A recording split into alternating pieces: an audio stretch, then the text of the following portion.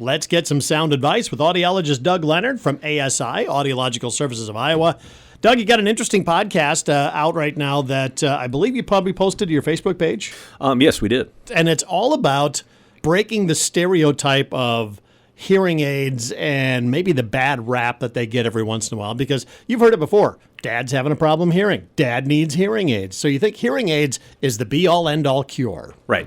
And it might be for Dad. I haven't seen Dad yet, so I don't know what his hearing is like. We're using Dad as a generic patient. Generic Dad, right? It's just the idea that, we don't really we do sell hearing aids, but I wish people would think about it as what we really sell is hearing care. If you approach it that way, both from my standpoint, my perspective, and from the public, I think everybody's in a better spot.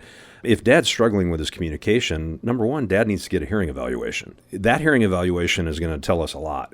Does Dad really have a hearing loss or not? Is it a medical hearing loss where maybe he's got a plug of wax in his ear, he's got ear infection, or, there's a surgical involvement that could happen to make him hear better? Or does Dad maybe need hearing aids?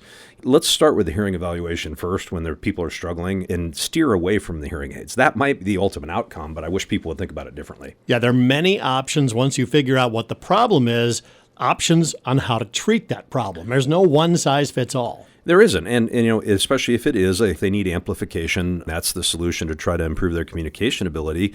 There are many, many choices, and not everybody needs the same thing. There are different price points of hearing aids, and some people need more basic hearing aids, and some people would do better with more advanced hearing aids. There are patients that need help with listening to television, so they might need an accessory that streams the sound from the TV to their hearing aids. They may need help on the phone. I visited with a patient earlier this morning about a caption telephone. She was really struggling, and she has a landline still. And I recommended that she consider getting a caption phone, which is awesome because you can get those free of charge now.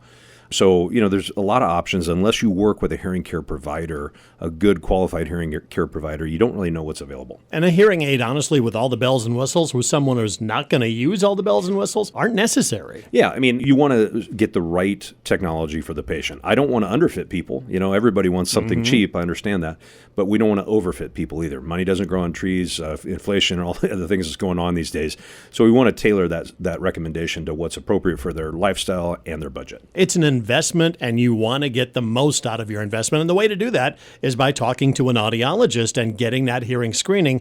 And again, screenings do not always equate hearing aids. Right. Get that. Wish the general public would get that out of their mind. Come in, find out what your options are, and then just give us a call in Carroll, John, at 792-5933. Give them a call. Yeah, exactly. It's Audiological Services of Iowa, and they will help you work on your problem, not just there to sell you hearing aids. It's the work to make sure that you have a better quality of life.